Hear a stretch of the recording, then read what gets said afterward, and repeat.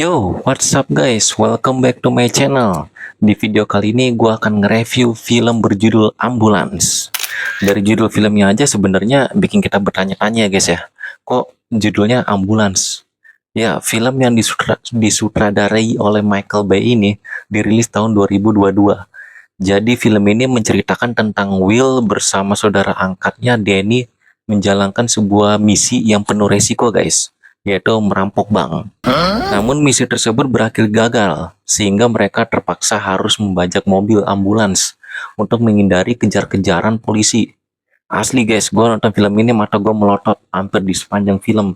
Aksi tembak-tembakan, kejar-kejaran polisi di Los Angeles, bikin mata kita tuh sama sekali nggak ngantuk nontonnya guys. Nah, Will ini adalah mantan marinir guys, sedangkan Danny, saudara angkatnya adalah penjahat berkelas. Latar belakangnya aja udah beda guys. Berawal dari Will yang lagi membutuhkan uang banyak buat operasi istrinya, dia juga kecewa sama pemerintah. Kok jasa-jasa dia selama ini buat negara nggak ada timbal balik. Di saat dia butuh dana, pemerintah justru bersikap acuh tak acuh. Akhirnya hanya satu orang yang ada di pikiran dia yang bisa menolong dia, yaitu Danny. Bukannya ngasih pekerjaan halal guys, justru pekerjaan merampok bank yang ditawarkan ke Will. Kan kacau ya. Ya karena dia sangat membutuhkan dana buat istrinya, akhirnya mereka bersama tim setuju buat merampok bank. Tapi jelas nggak semudah itu guys.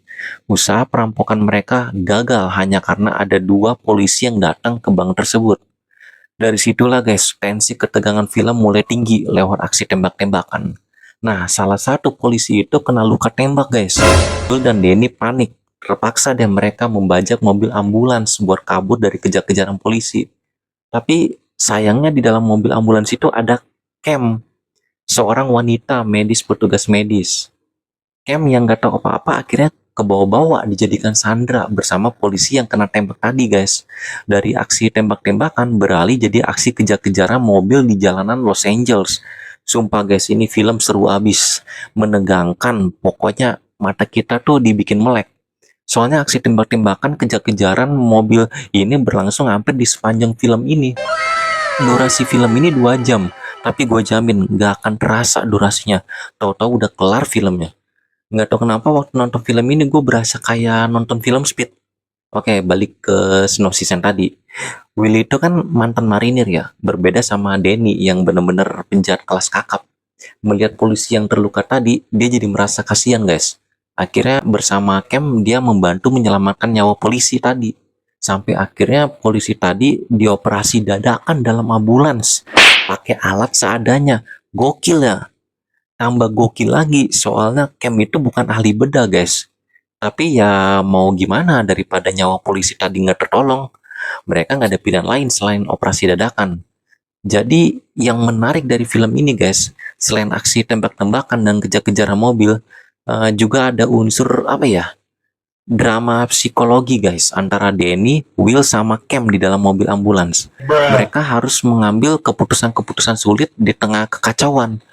Will dan Danny juga berapa kali berada dalam situasi di mana ikatan kekeluargaan mereka diuji di situ. Ya pada akhirnya penjahat itu nggak selalu jahat ya guys ya. Ada beberapa penjahat yang masih punya hati nurani. Kalau di film ini, Will yang masih punya hati nurani karena kan dia di awal ikut merampok bank bersama Danny itu karena terpaksa guys demi istrinya. Sayangnya karena kecerobohan Cam, si Will tertembak juga. Otomatis Danny yang ambil alih posisi supir mobil yang sebelumnya dipegang Will.